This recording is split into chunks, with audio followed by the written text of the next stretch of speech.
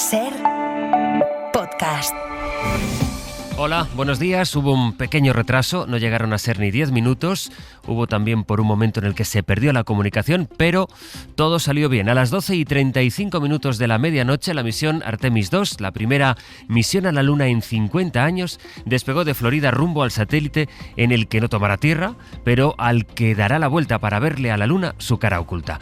Antes de eso, la nave, con sus 4 tripulantes a bordo, aprovechará estas primeras horas, estas de ahora, para orbitar todavía sobre nuestro planeta. RS-25 engines lit.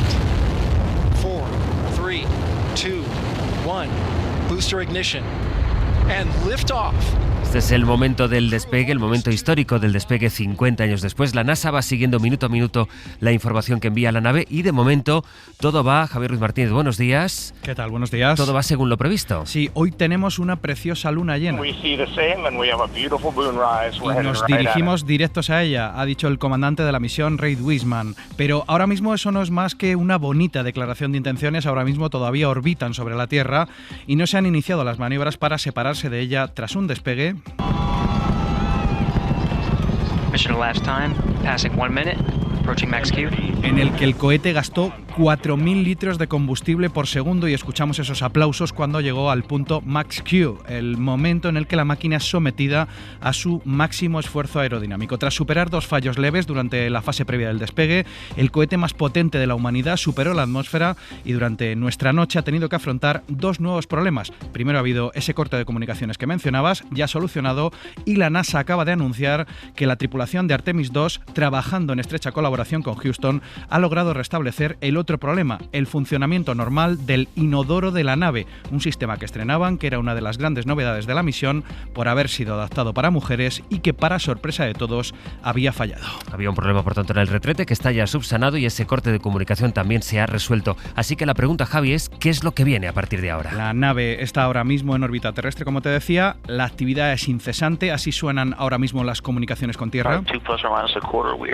Y todo esto es la preparación para separarse entre hoy y mañana de la Tierra. Lo harán con un ligero toque a los motores, enfilar la Luna para, empujados por la fuerza que le ha dado a la nave la vuelta que están dando a la Tierra, acercarse casi sin gastar combustible a nuestro satélite en un viaje de casi 400.000 kilómetros. La Luna, desde la ventana delantera de la misión Artemis, se veía hace unos minutos como un arco blanco inmenso ante los ojos de estos 4 astronautas que van a llegar más lejos que ha llegado ningún ser humano en la historia. Volvemos en el abierto, Javi, gracias. Hasta luego. They are on the way and God bless them. These are brave people. Que Dios bendiga a estos 4 valientes astronautas, decía Donald Trump esta madrugada durante un discurso que la Casa Blanca había cargado de muchísima expectativa. Dijeron que esta madrugada el presidente iba a hacer una declaración importante sobre la guerra de Irán, de Oriente Próximo, y el propio Donald Trump había dicho en las horas previas: Tonight I'm making a little speech at 9 o'clock and basically I'm going to tell everybody how great I am. Que iba a dar un pequeño discurso a las 9 en punto para contar a todo el mundo básicamente lo genial que es él mismo. Después de eso, después de haber asegurado que está pensando seriamente en retirar a los Estados Unidos de la OTAN, después de decir que el estrecho de Hormuz ya no es cosa suya, aunque por el estrecho de Hormuz amenazó con aniquilar las plantas eléctricas de Irán, después de haber dicho que la guerra va a durar 2 o 3 semanas, ha comparecido finalmente para no decir nada nuevo en la Casa Blanca. Ha dicho que están en el camino de completar su objetivo y que harán que Irán vuelva a la edad de piedra, Bayo. Literalmente, ha dicho eso. Y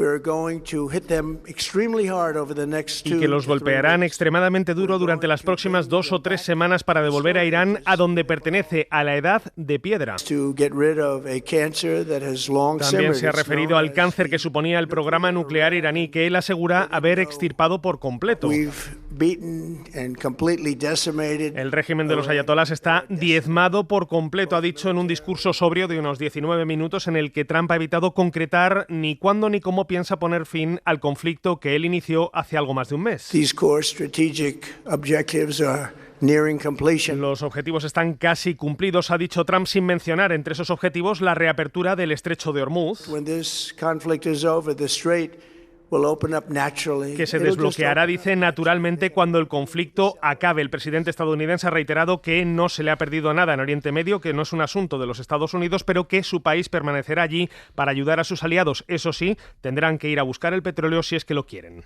O sea, viene a decir que se abrirá el estrecho de Hormuz solo cuando la guerra acabe. Y hay respuesta a todo esto del presidente de Irán. Vaya. Sí, horas antes de este discurso desde la Casa Blanca, Masoud Pezeshkian, el presidente de Irán, había publicado una carta abierta a los estadounidenses que se ha dado a conocer en los medios iraníes. Una misiva en la que asegura que presentar a su país como una amenaza no se ajusta a la realidad histórica ni a los hechos observables en la actualidad. Pezeshkian también critica las intenciones explícitas de Donald Trump de devolver a su país a la edad de piedra a base de bombardeos. Atacar las infraestructuras vitales de Irán supone un ataque contra nuestro pueblo, ha señalado Pezeshkian, y tales acciones tienen consecuencias que van mucho más allá de las fronteras de Irán. Bueno, fue la Casa Blanca la que alimentó la expectación en este discurso y estaba todo el mundo pendiente de él, de si anunciaría el final de la guerra o la toma de la isla de Yark o algo que tuviera que ver con la OTAN. Al final se ha quedado con esa frase de que hará volver a Irán a la edad de piedra, ese mensaje pidiendo paciencia a la ciudadanía de Estados Unidos, y parece que todo eso es poco para lo que esperaban los mercados. Pablo Anzola, buenos días. ¿Qué tal, Sastre? Buenos días. De hecho, Pablo, ha subido el petróleo en cuanto Trump ha terminado su discurso.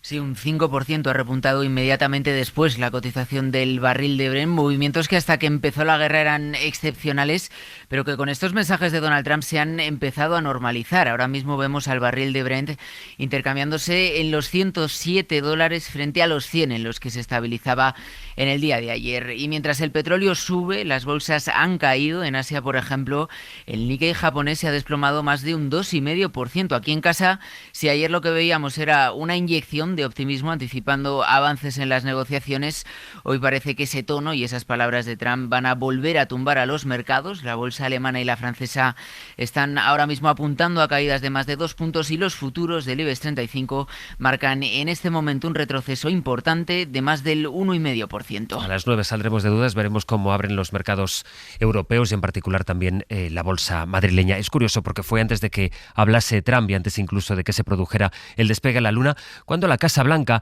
ha dado a conocer otra noticia impensable hace solo unos meses, pero que entra ya en la lógica de este nuevo mundo, en la lógica de la nueva política de Trump, en este caso hacia Venezuela, porque ha levantado las sanciones todavía vigentes contra la presidenta encargada, contra Delcy Rodríguez. María Ibáñez. El Departamento del Tesoro ha eliminado 8 años después a la mandataria del régimen chavista, designada por Trump, de la lista Clinton. Así se le conoce popularmente por el presidente que la estableció para combatir el narcotráfico y que conlleva el bloqueo total de activos financieros e inmobiliarios. El levantamiento de las sanciones sería el primer paso para que Delcy Rodríguez viaje a Estados Unidos para reunirse con el presidente. Ella ha respondido en X al gesto del republicano. Valora la decisión como un paso en la dirección de la normalización y fortalecimiento de las relaciones entre ambos países. Por su parte, Trump, en su discurso esta madrugada ha definido a Venezuela como un verdadero socio y con el que mantiene, dice, una empresa conjunta para la producción y venta de petróleo. Y hay otro asunto del que estamos pendientes en Estados Unidos, porque allí la Corte Suprema ha empezado a deliberar sobre una de las medidas más polémicas de esta segunda etapa de Trump en el gobierno de Estados Unidos, su intento de acabar con la ciudadanía por nacimiento para los hijos de inmigrantes irregulares, que ciudadanos que nacen en Estados Unidos, hijos de inmigrantes, no tengan, sin embargo, la nacionalidad de ese país. Los jueces están evaluando si Trump tiene autoridad para retirarles la nacionalidad a los nacidos allí. Por ahora, la mayoría de los magistrados se inclina a pensar que esta es una orden inconstitucional. A las 8 de la mañana, hace 9 minutos, ha retomado la DGT el despliegue por la segunda fase de la operación salida en la que estamos, porque se espera que esta mañana, como ya pasó ayer por la tarde, vuelvan a llenarse las carreteras que comunican las grandes ciudades con los puntos más turísticos. Hoy, de hecho, se esperan 500.000 de desplazamientos en las carreteras para un día que será de viento y en el que irán subiendo las temperaturas. Nuria Seró, buenos días. Muy buenos días. Hoy se alcanzarán los 27 grados en Málaga, 22 en Ourense y 17 en Zaragoza. Ahora mismo está lloviendo en Cantabria, País Vasco, y ya es la última jornada de paraguas en el norte del país. Tenemos ahora mismo algunas nubes en el centro peninsular, se irán rompiendo y es que en general tenemos que hablar de un día de sol, salvo, como decíamos, en el norte. Mañana temperaturas que subirán, seguirá el ascenso el sábado, el domingo, hoy aún con viento, especialmente en el nordeste, también en Baleares. Mañana última jornada de viento, fin de semana sin viento y con temperaturas más altas, más propias del mes de mayo. Escribió Escribió en redes Lamine Yamal: usar una religión como burla en un campo os deja como personas ignorantes y racistas. El fútbol es para disfrutarlo y animar, no para faltar al respeto a la gente por lo que es o en lo que cree. Eso después de los cánticos racistas en Cornellá, que salió a condenar mucha gente, no todo el mundo. Escribió en redes Santiago Abascal que los gritos de musulmán el que no vote son una manifestación de identidad y que pretenden que los españoles aguanten en silencio obediente la invasión islamista que dice Abascal que hay. Julia Molina, buenos días. ¿Qué tal, Sastre? Buenos días. Defiende Vox los gritos que ayer condenaron tanto el Gobierno como también el PP, que justamente está cerrando acuerdos con ese partido, con el partido de Abascal, y con quien acaba de firmar una declaración que vincula con el terrorismo la regularización de personas migrantes que el Gobierno quiere aprobar este mismo mes de abril. Sí, Abascal niega que los cánticos fuesen un acto de racismo, defiende que se trata de una protesta frente a una invasión islamista. Es en realidad una reacción en línea con la postura islamofoba que mantiene Vox desde hace tiempo. Que Vox no va a avalar de ninguna manera el plan de islamización de España. ¿Está usted dispuesto a la islamización de España con tal de que le aplaudan? El islamismo es ya un problema real. El islamismo es una amenaza. La ultraderecha ha encontrado a la población migrante árabe al enemigo al que responsabilizar de cualquier problema, desde la violencia contra las mujeres hasta la vivienda. La solución a todos ellos también es única: la deportación. La ofensiva la llevan a cabo además por varios frentes en las redes sociales, un campo en el que la ultraderecha está muy movilizada y que abona con campañas de odio, y en las instituciones, donde presentan sistemáticamente iniciativas en las que mezclan inmigración con delincuencia. Ayer Vox presumía de orgullo de afición, a diferencia del PP, que sí condenó los cánticos racistas con el mensaje: los himnos y las religiones se respetan, no se pitan. Julia, gracias. A vosotros. Hubo también condena del Gobierno, luego repasaremos en el abierto cuáles son las reacciones que ha provocado esta decisión. En Jueves Santo y en plena celebración de los días principales de la Semana Santa, la izquierda andaluza se apresura para tomar una decisión que ha de tomar antes de que mañana, Viernes Santo, se le acabe el plazo. Tienen que decidir si hay una o dos papeletas para votar a la izquierda del PSOE en las elecciones del 17 de mayo. Las bases de Podemos avalan una candidatura conjunta de la que fue Podemos quien se desmarcó. Sevilla, Jaime Navarro, buenos días. Buenos días. Hoy se reúnen los partidos implicados para decidir qué hacen. Sí, el 81% de las bases de Podemos Andalucía respalda la apuesta por una candidatura amplia y unitaria e integrarse así en la coalición por Andalucía de cara a las elecciones del 17 de mayo. Es el resultado que arroja la consulta express de la formación morada, que hoy, como dice, se sentará en la mesa de partidos de Por Andalucía a negociar con Izquierda Unida y el Movimiento Sumar en una reunión clave para cerrar la candidatura que encabeza Antonio Maillo. Eso sí, el calendario aprieta porque el plazo legal para registrar las listas expira mañana viernes. Por tanto, horas claves para conocer si la izquierda andaluza logra finalmente recuperar la unidad o si Podemos buscará recomponerse en solitario de los negativos resultados autonómicos cosechados a lo largo de este año electoral. Ha dimitido Ángel Escribano como presidente de Indra, la empresa española señera en material de defensa. Dimite después de su enfrentamiento con el Gobierno por un supuesto conflicto de interés. Gobierno que ha escogido a Ángel Simón Pablo Anzola para sucederle.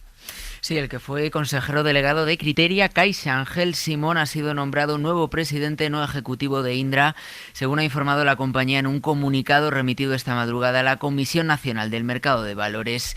Simón releva a Ángel Escribano al frente de esta multinacional estratégica que ayer presentaba su dimisión como consejero y presidente en una reunión extraordinaria y después de 14 meses al frente de Indra. En una carta también remitida a la CNMV, decía ayer Escribano que los acontecimientos de las últimas semanas amenazan los objetivos para el futuro de la compañía. Se refiere con ello al choque que ha tenido con el Gobierno, y es que con el 28% de las acciones el Ejecutivo es el accionista mayoritario de esa compañía a través de la SEPI, y hace unas semanas denunciaba un posible conflicto de intereses. Indra quería fusionarse con la empresa familiar de Escribano y crear un gigante nacional de la defensa, pero después del órdago de la SEPI, los Escribano renunciaron a esa operación. Hasta luego, Pablo.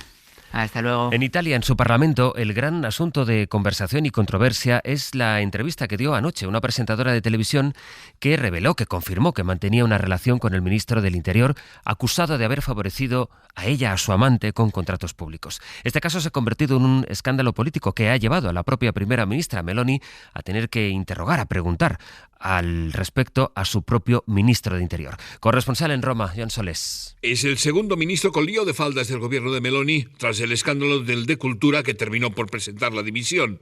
Ahora se descubre al amante, de nombre Claudia, del titular de Interior, Piantadosi, a quien habría favorecido con 2 contratos laborales, uno como asesora de la Comisión de Seguridad y otro como profesora de la Academia de Policía.